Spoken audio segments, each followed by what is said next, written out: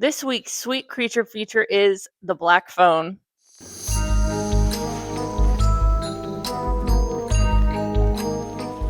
An American film released in 2021, The Black Phone is about a child who is abducted by a serial killer and is helped to escape by the voices of the previous victims. What I'm going to be talking about today is the film's similarities to the disappearances of Native Americans and the lack of government assistance in solving and preventing those cases. At the beginning of the film, a young boy goes missing, and his missing posters are lining the chain link fences that our main character Finney walks by on his way to and from school. Finney's younger sister Gwen has a vision of the abduction in one of her dreams, and the police interrogate her because they believe that she knows the grabber, as they call him, and refuse to believe that this information came to her through a vision. As Alexis Weiss explained in an article on Cronkite News, many tribal police departments have to take extra steps to share information about missing persons because they do not have direct access to the National Crime Information Center.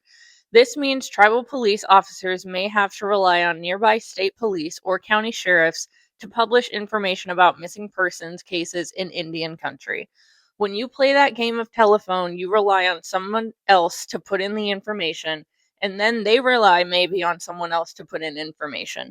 Information gets lost off the get-go.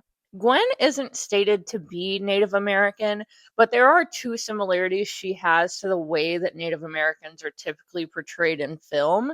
The first being the way that she is dressed and styled.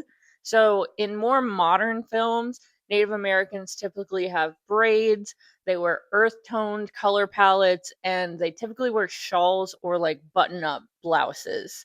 Their other stereotype that she fits into is the magical Native American, which is a Native American who uses visions or some innate power to guide the white character as the hero of the film. Gwen gives the information from her visions to the police, but they don't take her seriously, and she ends up taking matters into her own hands in whatever capacity she can to find Finney herself. Similar to what happens in tribal communities, because of the lack of government assistance in solving these cases, they end up having to take matters into their own hands. So they put up missing posters, they have protests, and they spread information online as much as possible. As the film is set in Colorado, I did some research on Colorado's specific data on missing Indigenous persons.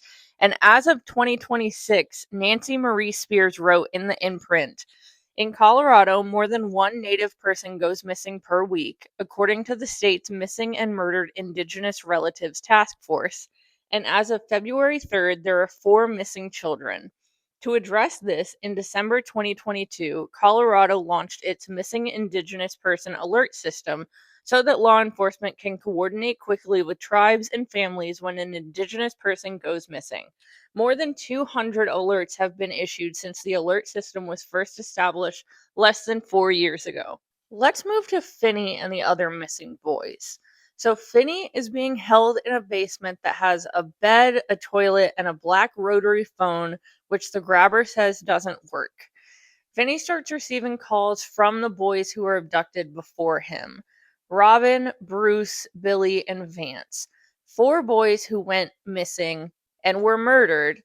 And though none of them are Native Americans, it is interesting because most Indigenous people who go missing are classified by the government as Hispanic, Asian, or other, because National Missing and Unidentified Persons did not start collecting tribal enrollment data until 2018. The boys each help Finney find a way to escape, and Gwen's visions lead the police to the house where the other 4 boys are buried. The police are not the heroes who solve the case and save the day. They get there well after the damage has already been done, and they only get there thanks to Gwen's visions. Gwen is the one that finds Finney, showing the way that more often than not, the government fails tribal communities and they end up having to save themselves.